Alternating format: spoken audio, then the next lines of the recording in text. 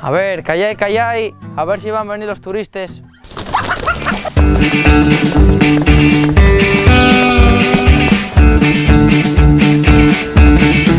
Muy buenas, estoy en la casería y güey, vengo cabreado por un vídeo que vi del compañero Nel Cañedo. Resulta que el tipo denunció a un vecino porque al lado de su hotelito rural tenía unos pites.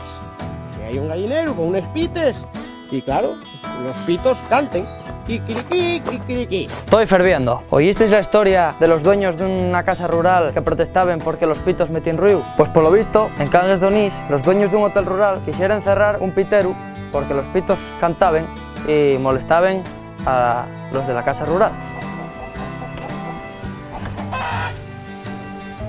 Pero vamos a ver, esta xente que non sabe lo que é el turismo rural. Turismo rural.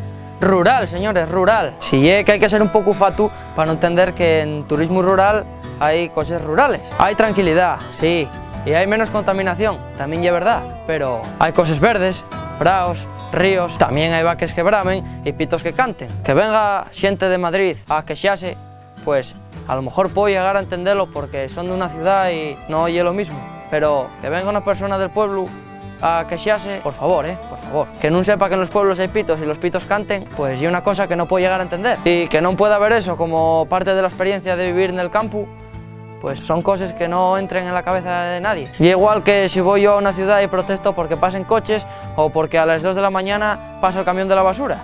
Son cosas que cuentes con ellos, vayas donde vayas. Pero bueno, non vos es molestar mucho porque al paso que vamos, de aquí a 4 días, ni hay xente, ni hay vaques, ni hay pitos, ni hay nada. Van a acabar con todo. Pues ya sabéis, si non queréis escuchar pitos, vais para Madrid, que allí seguro que non vais a escuchar ningún. O bueno, como mucho, igual sentís los pitos, pero los pitos del coche.